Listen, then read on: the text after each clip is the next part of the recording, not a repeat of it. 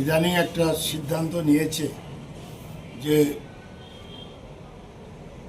GB হসপিটালের ডাক্তাররা যারা আছেন তারা প্রাইভেট চেম্বার করতে পারবে না। তাদেরও কিছু বেতন বৃদ্ধি করেছে। যাই হোক, এটা গভর্নমেন্টের সিদ্ধান্ত আমরা মনে করি অবাস্তব একটা বর্তমান পরিস্থিতি, এবং জিবি হসপিটালের এরকম কোনো পরিকাঠামো নেই যে এত রুগীর সামাল দেওয়ার মতো। সরকার চিন্তাধারা করেছে এইমসের ক্যাটাগরিতে চিকিৎসার ব্যবস্থা করা, কিন্তু সে তার পরিবেশ পরিস্থিতি এবং তার ইনফ্রাস্ট্রাকচার কিছু নেই। এবং সবচেয়ে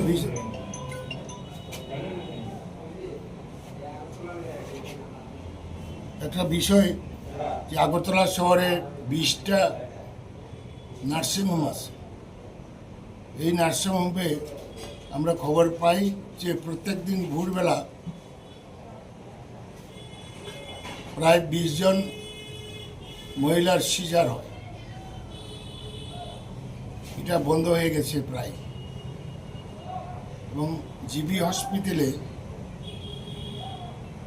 সিজার করার মতন এতটুক ব্যবস্থা নেই। মহিলারা, গর্ভবতী মহিলারা এখানে লাইন ধরছে সিজার করে। এটা একটা ভয়ঙ্কর বিষয়।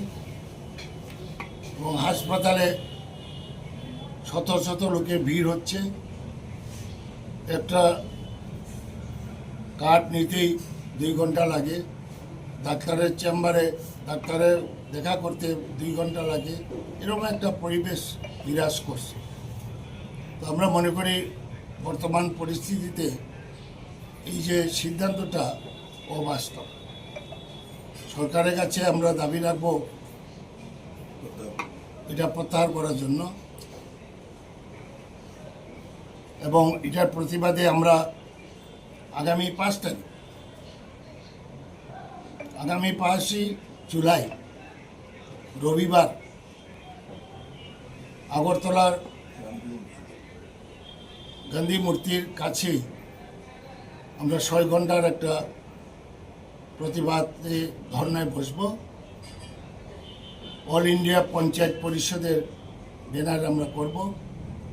আমি নিজে থাকব এবং আমাদের অন্যান্য এমএলএদেরও ইনভাইট করব।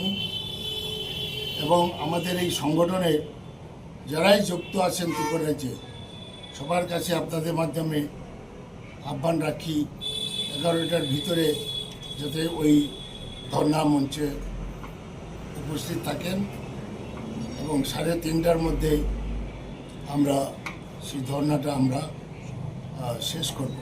এরকম আমরা পারমিশন পেয়েছি।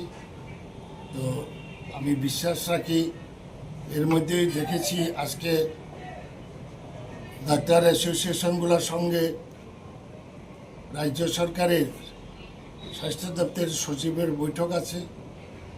তো বিশ্বাস রাখি যে আজকের মধ্যে যদি সমাধান হয়ে যায় তাহলে খুব ভালো।